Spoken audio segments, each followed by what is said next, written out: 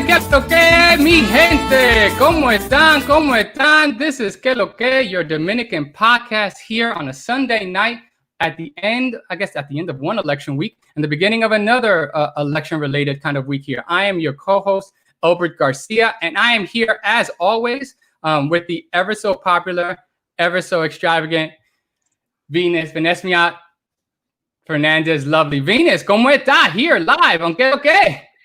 First of all, déjame decirte una cosa. I am so excited. I'm so excited. You know why? Can I just tell you why? Dime. Come on. I'm just going to say, yes, I'm happy about the Biden-Harris win for many, many reasons. But what got me so excited is we talked to mi prima, my prima, your prima, everybody's prima, a few weeks ago. She is the national Latino engagement director for the Biden-Harris campaign. Laura Jimenez, es dominicana, orgullosa, so proud of all the work you did nationally to get the Latino vote out, but especially your reach out to, your Dominican community. There are no words, but I'm excited for her as a person. I've gotten a chance to work with her in the past. So, mira, like,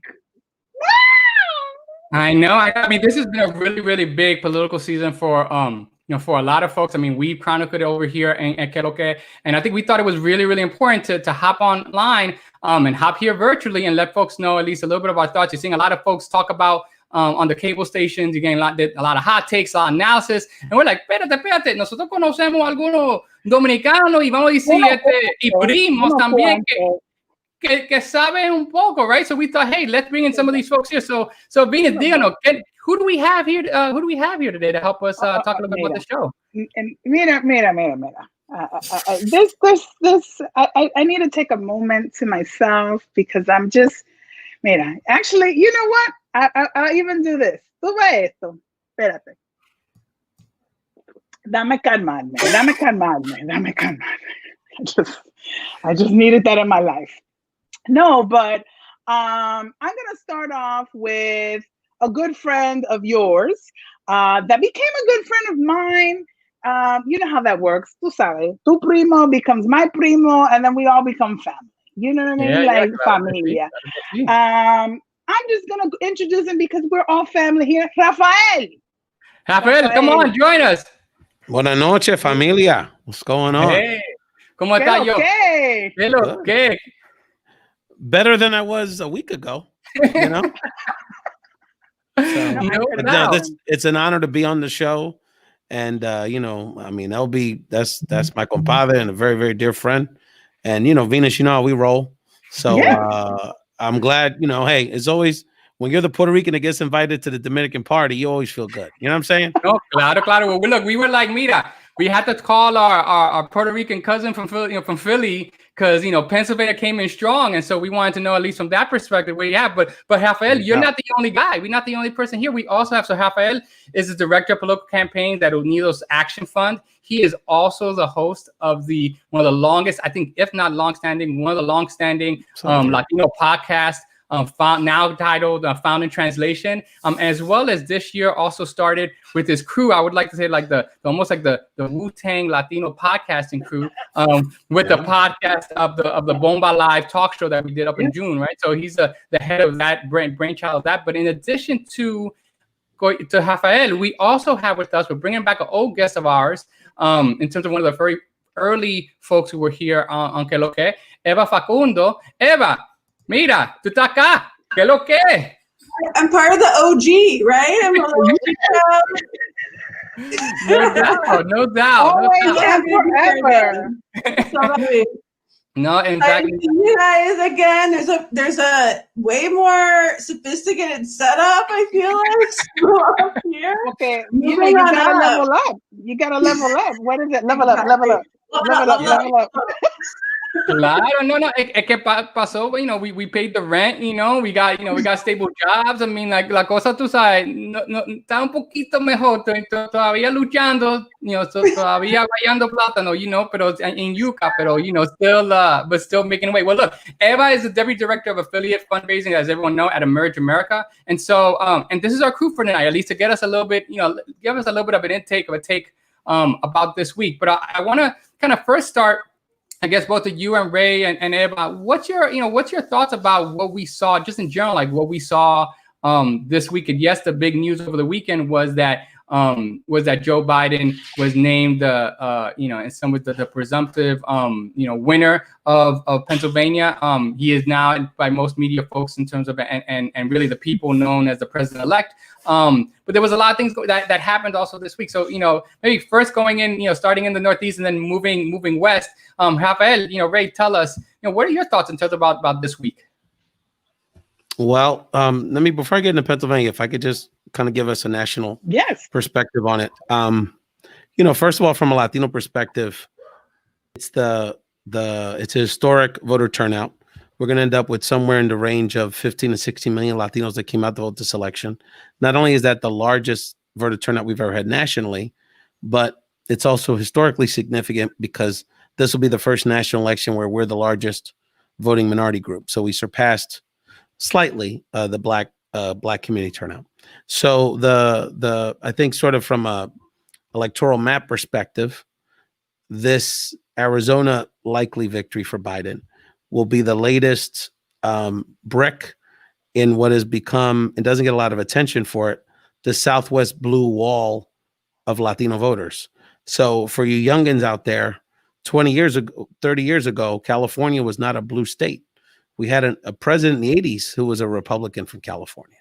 And so because of activism and a lot of history around anti-Latino sentiment and just Latino organizing, we now have seen states like Colorado, New Mexico, Nevada, and Arizona, and California go from, red or purple states historically to, pretty blue in presidential elections. So I think we have to kind of, in the same way we have to give our flowers to the Black community for, especially in places like Atlanta and Philly and Milwaukee and Detroit, for saving the Democratic Party, the Latino voters get an assist in that. And we could talk about Florida and Pennsylvania.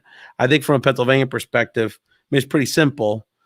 Biden netted about 160,000 votes from the Latino vote in Pennsylvania, and he's going to end up winning it by probably in the 50 to 70 range. So you can do the math. A critical swing vote, and the Dominican community was a big part of that here.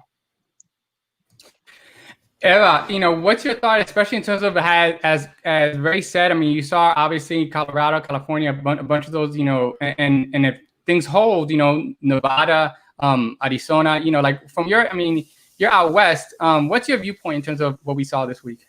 Yeah, I'm glad that Rafael said it so I didn't have to. There's, they call sort of the Beltway, Michigan, Wisconsin, Pennsylvania, as sort of what they call the blue wall, right? That fell in 2016 for Hillary Clinton. And what I love about this cycle, besides the fact that a lot of us are like Latinos were right, proving that we were right, that we will empower the Southwest to go blue again, we have created a new blue wall. And not only is it not fleeting, it's going to be here for decades to come. So we are, it's interesting, right? Because the Democratic Party is looking more as what we've always said the next 20 or 30 years are going to look like, the new majority, right? Yeah. Which is Black, brown, and a lot of single white women, a lot of young white women. And that's the makeup of America that's going to happen for the next 10 or 20 years. That is the base of the party right now. And I think Rafael is right. A lot of flowers to our Black brothers and sisters in like a lot of the urban areas, but also a lot of flowers to the Navajo Nation in Arizona, who voted 97% for Biden. I mean, no one has ever seen numbers like that.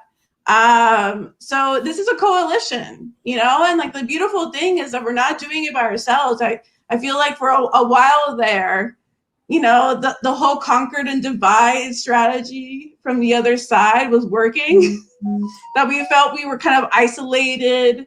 You know, it felt very depressing sometimes because we thought that our issues are only our issues and no one else cares. Turns out a lot of us care because we all have the same issues. And we know that when one of our parts of our other communities lift, we also lift with them. Yeah.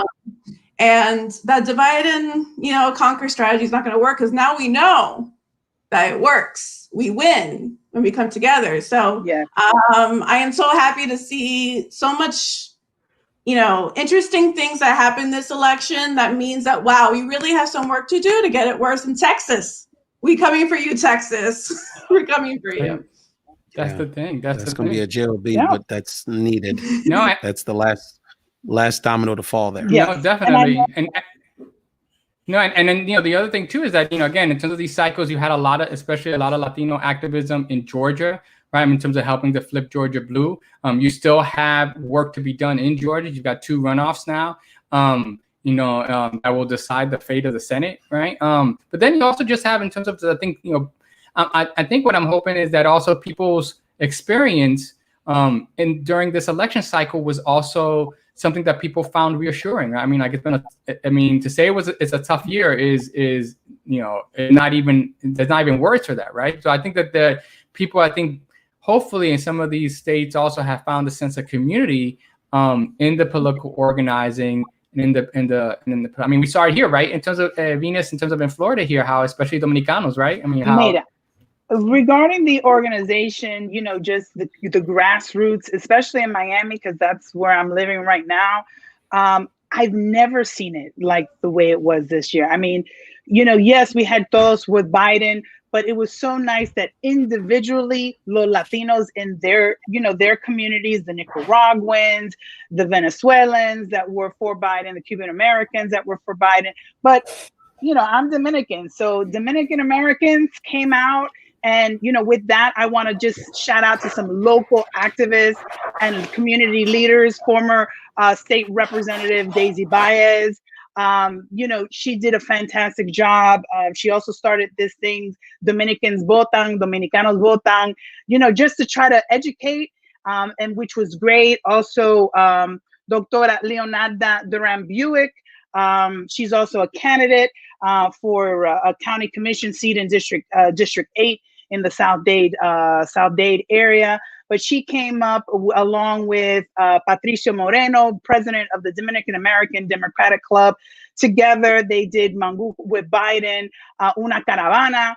And it was in the, you know, it went from South Dade to North Dade. In the middle, we met in Alapata. For all of you that don't know what Alapata is Little Santo Domingo, designated by the city of Miami. And we were right there in front of Duarte Park, and you saw over 250 cars, and I stopped counting, of just Dominicans. And some of them have been living in the United States, have been voters for years, but this is the first time that they forgot about PLD, forgot about PRD, and they said, we gotta do American style. And that just, you know, for me was just pride.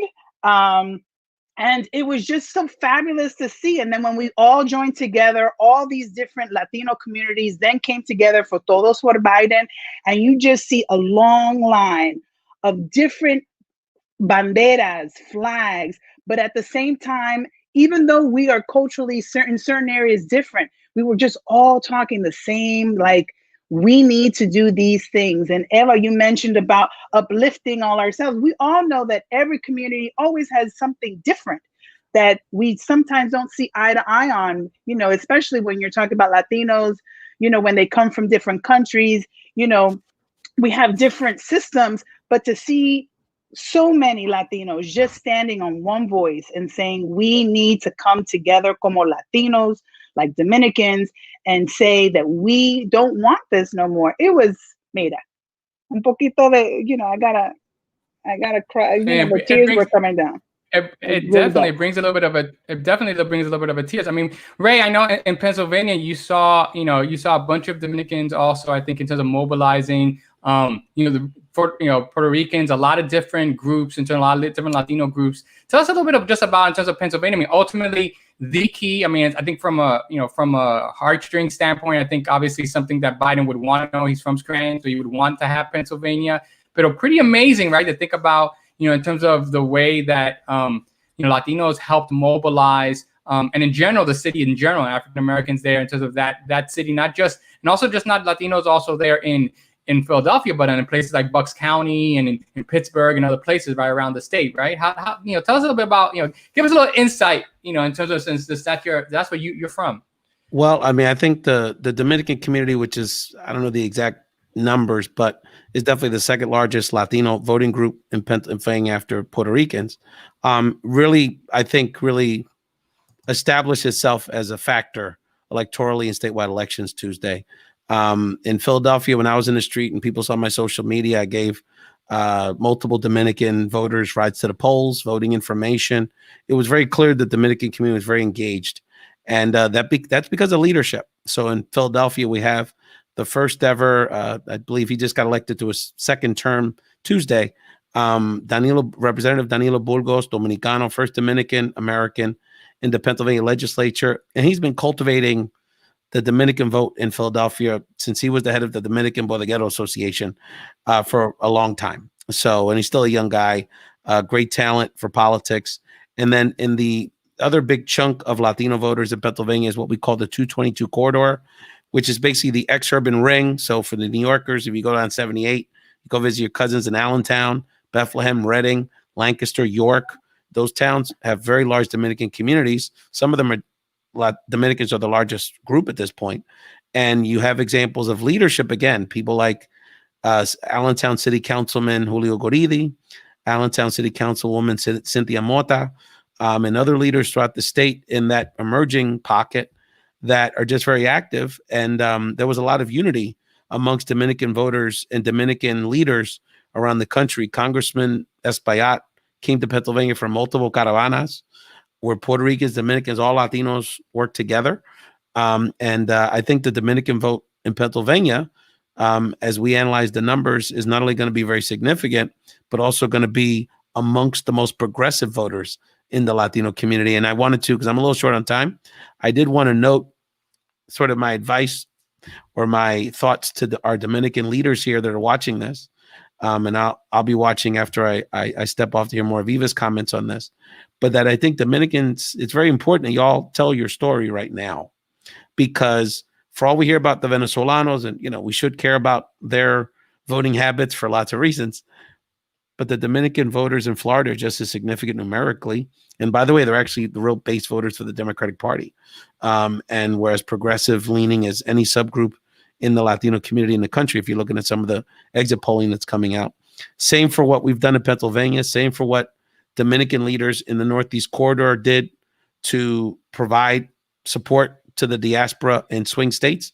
Hey, look, without Dominican voters in Jersey, New York, and Connecticut, or Massachusetts, they're not that blue. They become more purplish if Dominicans aren't involved fully. So I think this is a time where Dominicans leaders need to tell that story and need to demand that the Biden administration not only address Latino issues, but specifically address the needs and make sure Dominicans, obviously like Lauda and others, but Dominicans need to be at the table when it comes to appointments in this administration, policies that impact the Dominican community.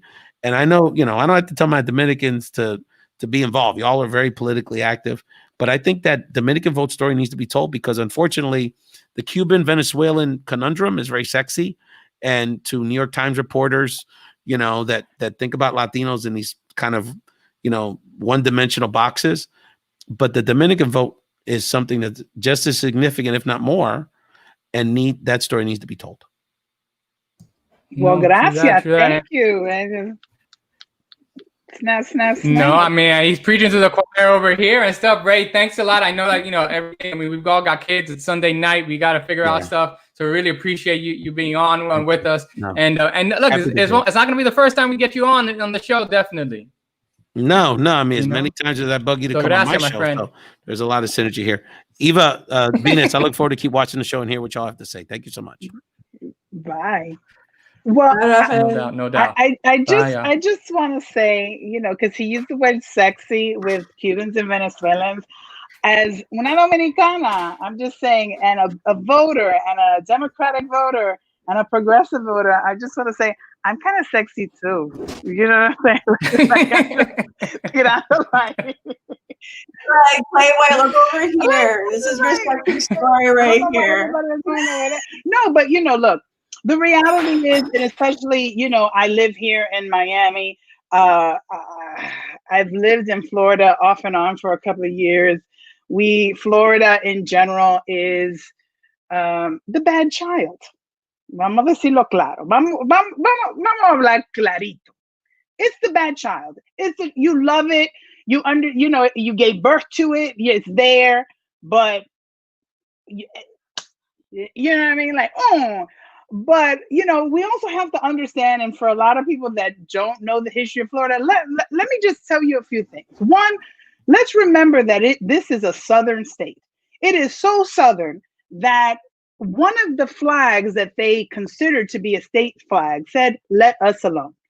Right there and there, it should tell you that it is craziness.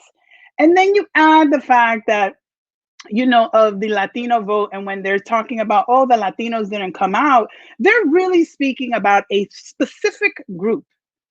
They're not speaking about Latinos. They are generalizing because, I hate to generalize, but anybody that lived in Miami, Eva lived here at one point, Albert, when you're speaking about that particular Latinos that did not vote or Democrat, we are talking about Cuban Americans and Venezuelan Americans. Those are those two. When it comes to outside, I can't say. I mean, there might be Dominicans that have voted non-Biden, but for the most part, that is not. You know what I mean? That's not what you would consider the issues in Miami. When it comes to Latino vote, that's just my take. I could be wrong. I'm not Rachel Maddow. I'm Venus Mia Lovely. Tú sabes, la dominicana con sabor. I'm sure we'll ask Rachel. But you should talk to Rachel. I mean, I'm sure Rachel should talk to you. Eva, what in terms of your thought from a Florida, from your perspective, in terms of especially how people are looking at Florida, people are looking at that, like, and what of the Latino community down here. What are your thoughts? What are your reactions in terms of as well as about how, people are always looking for a scapegoat. Yeah. People are always looking for a reason why, right? And so it's very easy, I think, for folks to be like, oh, it must have been those Latinos because we know how many, we know how impactful, right? They were in Arizona, Nevada, and other places, right? So what are your thoughts in terms of around that perspective? Yeah, so many thoughts. Venus for me is kind of like the voice of on the ground, right? From, definitely from Miami perspective. Yes, I'm from there, but it's been a while. And I definitely have my perspective. My sort of frustration coming out this whole week, literally every single time I saw another article, another hot take about the Latino vote this week was so centered around Cuban Americans in Miami. Yeah. And it frustrated me because, yes, it is worth talking about, right? Like the trajectories of how some of us are. We're not monolith, right? The Dominicans are not the Cubans. The Venezuelans are not the Cubans. That's another thing, too, that we need to make sure that we're the same. Like I come out here and I barely understood a Mexican word in my life. I was like, is this Spanish? No, I was like, I don't think you're speaking Spanish, but then, you adapt. And you realize that we're so much more, we're so much more similar than we feel like we actually think we are. And my biggest concern is, this goes into the normal, all like headlines in general, but centering around, like aspects of power. Right. So the big thing coming out of the election night was that, the Miami Democratic turnout wasn't what they thought it was because of that Cuban bloc. But then we saw Wisconsin turn blue that same night. And the chairman of the Democratic Party of Wisconsin said, we didn't do this without our Latino brothers and sisters. And then Michigan came through, and then the chairman of the Democratic Party says, we didn't do this without our Latinos brothers and sisters. And then we saw Arizona, and then we saw Nevada. And I'm just like, and then we're still talking about Cuban Americans in Miami. And I think the biggest thing there is the great thing is that we have data now, right? Yeah. Whatever the hot speaking points are or whatever, we know that Latinos made a huge impact in this election. We don't have that much data about the Dominican bloc, and I have a little bone to pick with our friends at Latino Decisions. They need to get into our community a little bit more. But I mean, in the end of the day, Florida, 69% of Latinos in Florida voted for Biden. And that's forgotten. Yeah.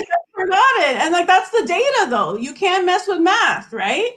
Even though the Trump people think they can.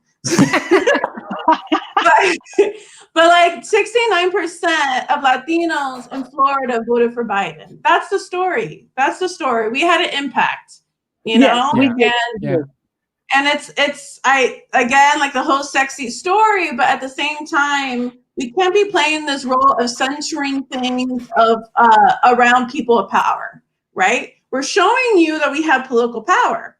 We're showing you in the numbers. Why are you not censoring your narrative around us? You know, the people that actually made the impact instead of the old told story. Since I was a kid in Miami, it's always been that same story. It's like 2000, the Cuban Americans in Miami, like 2004. Yeah, exactly. You wanna have the conversation change. I mean, I think that's one of the reasons why Albert and I started Que Lo Que. It was just, we're always looking. We joke around that we're like in search of Dominicans. But you're out in California now, Eva, and we talked about it. You're in search of Dominicans. We do have to change that narrative, and it's not to pick and choose. And look, I'm very proud of my Dominican heritage. So this is an opportunity for me to just talk to la gente mía, my people, to say, hey, you guys made an impact. Continue on to making that impact. We are here. Let us be heard. Every community, needs to be heard. But I'm not, part of every community. I'm part of the Dominican community. So I got to tell my people, as they say, as somebody on the ground, to say, votan, let's go. What do you need? Educate my people, because that's the doors that are easier access for me. Talking to my mother, talking to my cousins, and telling me that, what do you need to do so that we can get you to vote? Like what information? But we do have to start changing the narrative, and we also have to, for me, also not always go. And I think you said it best, Eva. Like, focus on 69% Latinos did come out and vote for Biden. Not just say, oh, these people failed, but also what grew. You know what I mean? What grew? And little by little, you know what I mean? Like, I know sometimes people don't like to praise little growth, but when it comes to elections, well, let me not even say elections. Let me really use, when it comes to your voices, when people are learning how to use their voices, we should applaud that. We should say gracias. We should say thank you. Using your voices. I don't care what community you are, but I'm going to speak to my community, Lo Dominicano aquí en Miami. Muchas gracias. Thank you, thank you, thank you. Un orgullo that you guys came out. There's just no words. They're just no words. And to see the impact that they made in Philadelphia, I mean, it's just really fascinating to me. I mean, I love my people. I love my people. I think to me, what's also amazing, I think Raquel Batista over here at on Facebook kind of I think mentions it, or at least mentions it there, is that I think there's gonna be we're gonna have to do some real soul searching, right? I think as Latinos nationwide, right? And again, I don't want to put too much emphasis on Florida, because I think in some ways Florida, a lot of things in Florida has to deal with like Florida politics and internally like what's going on in Florida, right? And that in of itself is a separate that's a separate, kind of conversation and separate stuff. But I do think episode, yeah. It's another episode, it's another thing there. But I think the one thing that people should draw out of this is that and I think it's not just in Florida, I think in other places, like you said, Eva, in terms of Texas, right? It's very easy to be like, whether or not these states, we're not putting enough investment and money in these states anyway to carry the conversation beyond the election cycle, right? I mean, one of the things that you can say both in Texas and in Florida and some of these other places is that the GOP has a year-round, multi-year conversation with the Latino community that, again, and I can't speak for Texas because I don't live in Texas, but at least in Florida is not being felt in Florida. Yes. And maybe something's going on. I don't want to, disparage anybody or whatever, but at least in terms of how you feel it's not feeling in kind of the same way, right? So how do we continue to have that kind of level of conversation and invest in the groups that are on the ground that are doing it, right? Because, it's very easy, especially if you're talking to donors. I mean, aren't you, and especially, I'm curious in terms of from your perspective over at Emerge, isn't there some fear that people will look, especially donors, and we're like, well, look, for example, in Texas, coño, Beto came close. Aquí otra vez, Biden came close. A veces la gente are saying, like, if you come close and don't deliver through, how long is it? Do people give you a chance? Now, you can look at Texas and ask one way. You can also look at a place like Arizona, where people were knocking on the door for a while before Arpaio gets, defeated, before any of this stuff too, right? So I'm just curious, especially from your perspective, in terms of, especially since you're dealing on the fundraising side of things, should we, is there some legitimate fear that maybe, people who are trying to,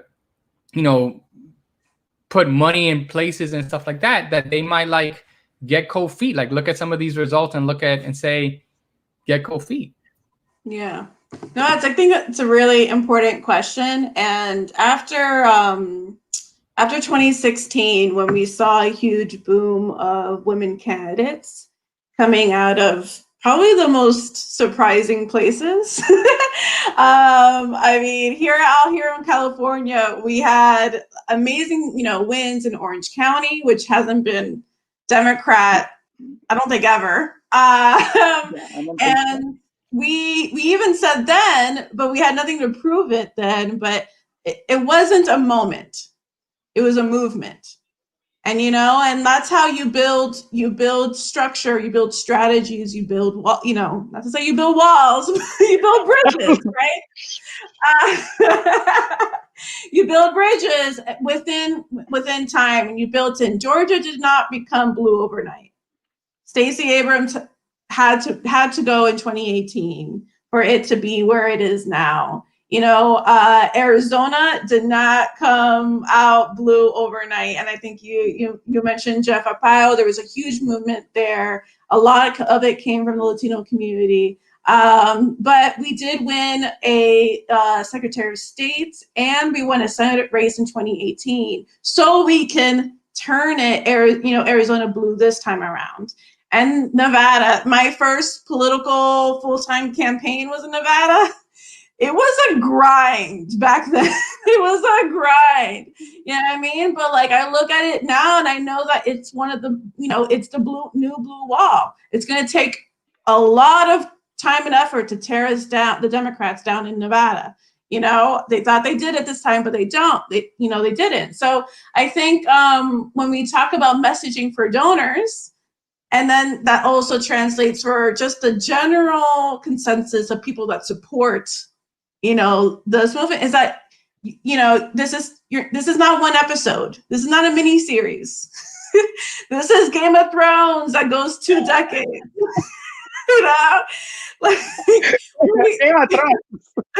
We're going hard, but we have to keep going. And sometimes we're gonna fall. There was some really hard races that didn't come our way this week that hurt my heart a lot. But we had to keep going because it's not a moment, it's a movement. And you know what? Democrats are going to be just fine on the fundraising front. Completely fine. Like, can we talk about Cuarto for a second? Like, yeah. $14 billion that was raised just this year. Espérate. Hold on. Repita. One more time. $14 billion in the race this year. And that's not just for presidency. We're talking all the way down to city council. This is probably, it's a lot of money. If we could take that money and send out stimulus checks, people will be a lot better right now, I feel like, it's the economy. But it is a lot to say that, you know, when Citizens United came in the mid-2000s, the Republicans were like, we got this. The Democrats cannot compete with money. We are going to just flood in big dollar donors into the system. They're done. And you know what we did? We said no, because we're the party of the people, right? And yes. when like Tia, Theo, like Primo, all those people come together and give $5, it makes a chunk of money. Yeah, and so no, it accumulates. And I think I talked about this the first time I was on here, but I think we talked about it as winning Democratic races, but now we realize that it's winning in general, because the Democrats outraised Republicans this cycle, 6-1. And 5% of that money was coming from low dollar donors. So, and we saw all the Senate races, they were getting a whole bunch of money from out of state. Personally, when Lindsey Graham went on Fox News and cried about how much money we were pouring against him, I played that on loop every night to go to sleep for like 2 months. It made me feel really good, because it made me feel like, no, there's a power in our numbers, and it's with fundraising. And I think that goes into the messaging. Like we're moving on with a people power, party. We're gonna win in the Southwest and the South, hopefully in Florida one day, and with a lot of people power, and a lot of that comes with money as well. Right, and I think I'm sorry, Albert, go. No, I was gonna just say and that's why I think when we talk about donors, we're not talking about we're not talking about like all corporate donors. We're not talking about like the folks running the big checks. We're talking about in terms of people who are going out and supporting that. And I think and part of it, but we also see with money, that's also where you spend it, right? And so I think that's also the question for the for the Democratic Party, or anyone who's running campaigns and progressive stuff like that. Where are you putting the money? I mean, Chuck Rothschild makes a big deal about in terms of Black and brown consultants not getting the fair share of the money, Black and brown media, newspapers, local newspapers not getting the ad money. Again, where is this money being spent? And again, I think with every election, this, Eva, that you learn, right? You learn, you adjust, you fix things, you figure that out. And I think part of this idea is that we've got to figure out where we spend the money, and also like you said really, really eloquently, movements are about more than one election. Right? It's about putting in the investment and the commitment, right? You don't tell your kid, coño, fallaste de matemática, no va a la escuela. You don't do that, right? You're in there for the long haul, right? I'm sure my kid would love that, right? So I gotta go back to school anymore. But that's not how it works, right? You gotta be in there for the long haul. And I think, especially in places, there's even a danger in places like Arizona and or Georgia, because then people think, esa gente lo ganó. Espérate. You got to cement some stuff. Just because you got 1 or 2 elections doesn't necessarily mean that it's done, right? You've got to cement these wins and continuously give people a reason, and not just engage people for engagement's sake, but give people real power. You've seen that you saw that. I look at a place like Nevada, and I remember, 2010, I'm old enough to remember the 2010 senatorial race, right? And in essence, Harry Reid basically saying to the Latino community there, por favor, sálvame. And, and the folks did, right? And él no se lo olvidó. He didn't forget that. I think, and that part of it, I think too, is that especially in a place like Florida, at some point, those of a lighter shade have got to decide whether or not they're going to also share and yield power, right? And look to people and examples like Harry Reid did in Nevada, and build a system that not just a coalition, but build a coalition that is centered around Black and brown voices and needs and issues, because if you can lift up, and particularly into the Black, the Black community, we all win, right? I mean, Yes. we all win when we're letting folks lead, in terms of those ways. Venus, I'm sorry, I cut you off. Oh, no. I was just going to say, what Eva said, and it just reminded me of, we had the opportunity to interview the chairman of the DNC, Tom Perez, a Dominicano. And, one of the things that he reminded me of is the party of we. You said people power. He said the Democratic Party is the party of we, not I. And, it also, one of those things that when we talk about, grassroots, and we talk about just making sure that everybody's involved, to hear that how much we raised, but to hear that it was, lo chele, you know what I mean? It was a $5 donation, and this is where we say everybody's vote is important. I think for many, many years, and I'm not going to stand here and say Democrat, Republican, but we know who everybody is. But for many years, people didn't, if you weren't at certain levels, you were discounted. If it was because of race, because of, economic stature, education. And it's now to hear that it's those voices that in the past weren't listened to, that we are opening, and that's why we're moving. And I do hope, as somebody that lives in Florida, I do hope that the people in Florida realize that everybody's vote counts. Everybody needs a voice on the table.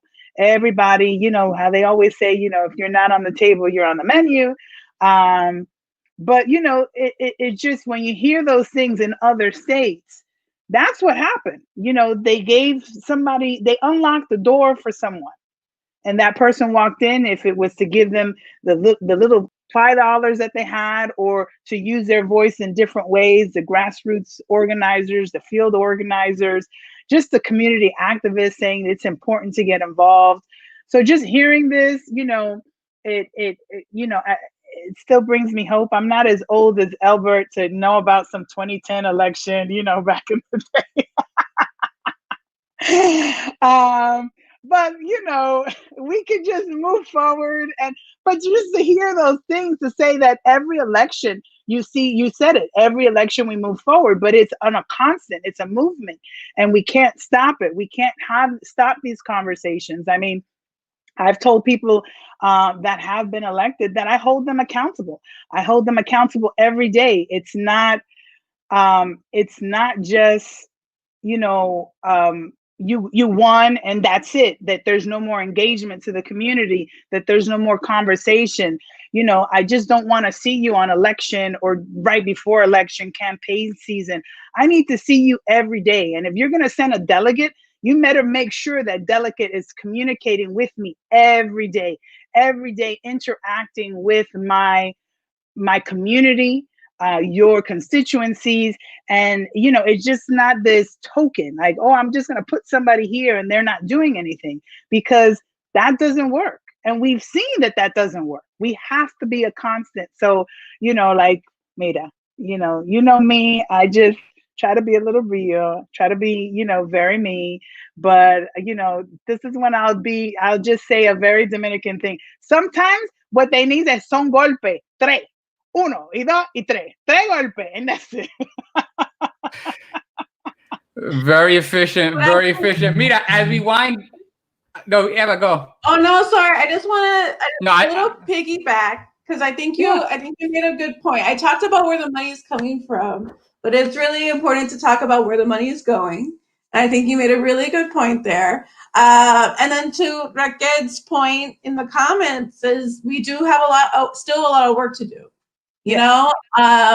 And not to give any excuses, because, blame could go around, but we did win this thing in the middle of a health pandemic. Our community are really suffering over this virus. And to tell you the truth, it's in a land that this health pandemic wasn't happening, there would have been a lot more door-to-door canvassing, groundwork happening. And I think if anything taught us from this election was that persuasive messaging, commercials, a lot of that stuff doesn't get to our communities. You know, we need some, really hard conversations in person to get our people out. So not to say that we still have a lot of work to do, but I would like to think that, we're in a different situation if we're not dealing with the coronavirus at the same time. Yeah. No, I think you're definitely right. I mean, when you think about it, I mean, you pointed out about to the percentage of the Native American population in Arizona, 97% of them coming out. I mean, they have, like Native American, the indigenous population in this country has been wrecked by COVID-19. Yeah. I mean, so has the African Americans, so has Israelis, but like definitely the indigenous community has come out, and for them to kind of overcome that, when you really think about those numbers, right? And you think about how much disproportionately folks of color have been impacted by COVID-19. For people to come out, to come out in the huge numbers, to stay on the lines that they have. I mean, again, I think it's about, it really is. I mean, there is some sort of celebration definitely of the strength and the resiliency of our people that has to definitely be remembered.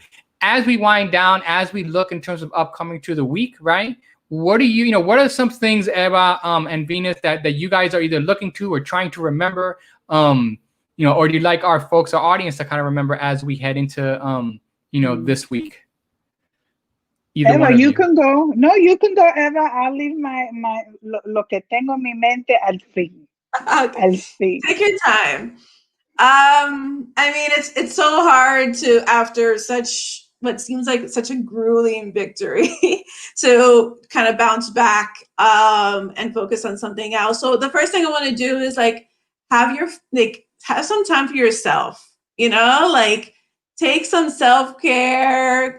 Hang out with la familia, like just be yourself for just a little bit. And what I would probably say next is there's a Georgia runoff, 2 Senate races in Georgia. And our Dominican people, because when I went to Atlanta, I met a lot of Dominican people in Atlanta. So we know that there's still a little bit more fight that we have to keep going, at least into January 5th, where there's 2 Senate races in Georgia happening. But yeah, take some time for yourself. Like, have some fun, drink that presidente. I know I did, like election night. So no, mira, let's. I'm just gonna, we were supposed to have another guest on, and he literally said, "Estoy muy borracho para estar en vivo. I can't do it." No, and look, if it wasn't for, that I'm still a mother, the good thing is since the COVID, I don't drive nowhere. Tú sabes, estoy en mi casa, en la cocina, en los cuartos, en la cocina, en los cuartos. That's my daily thing. But thank you so much for reminding everybody about that Georgia race. For those of you that don't know, Lo Dominicano, it's very important. So hopefully, we can do a little bit more, in the federally when we win those seats. But, I'll say, to piggyback with your question and everything like that, yeah, it's important. The one thing we all can feel regarding this COVID, and I think it woke everybody up, is the importance of your family, its importance of yourself, as well as the community. Because in many communities, I think in all communities, for the most part, we came together, and that's how we're going to overcome.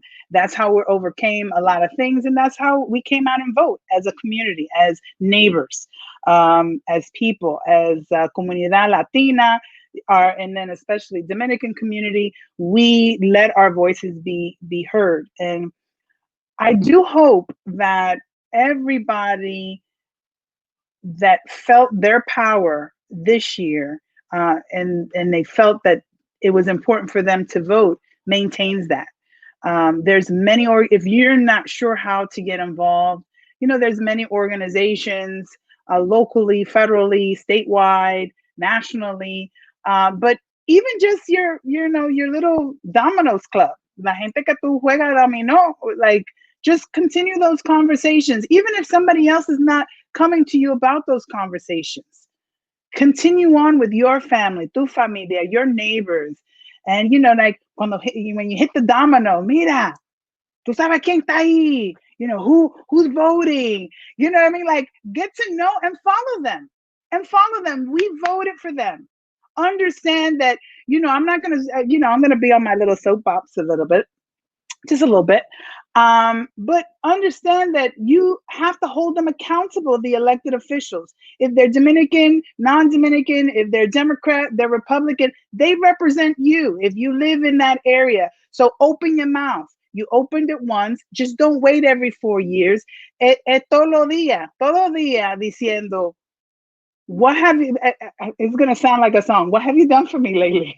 What have you done for me? ¿Qué tú me estás haciendo? ¿Qué tú estás haciendo por mí? You know, ask those questions, because it's a, you know, just like Eva, just piggyback, it's a movement. It's an everyday, you move every day. So, you know, I want to just tell my Dominican, you know, community here in Miami and everywhere, you know, gracias again. But, you know, it's todo día en la lucha. And I know it's difficult, you know what I mean? Like, we have a lot on our plate, but we have to have the conversation todo día. Hablando, preguntando, you know, make some mangú and talk about it. Guayar la yuca, vamos a hablar. No, tiene, you know? It's got to start somewhere, right? It's got to start somewhere. Yeah. I think that's the thing that we take, you know, I think we take here. And, you know, the conversations have to start. I think there were a lot of people, like you said, Venus, that were like activated this season. And part of it, even in places where you might have not gotten the result, you know, keep an eye on people.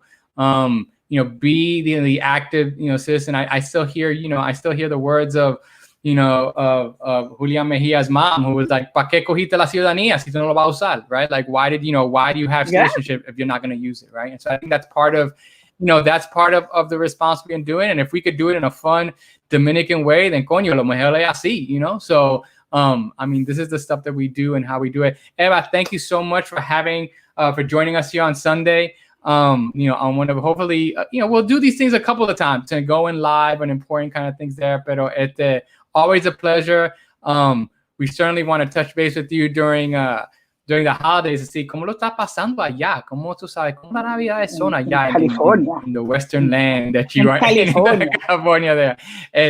Y verlo así en California, así, no, you know. Pero as always, Venus, thank you so much for bringing all that you do in terms of tonight. In the show. Raquel, no te preocupes. We know you're in Georgia. You're going to get a call for us. You know what I'm saying? You're going to get a call from us. So we're going to have you on so we can figure this Georgia thing out. But de todas maneras, mira, to all of our folks, like Eva said, take some self-care. Extend out a hand to somebody, especially that you love.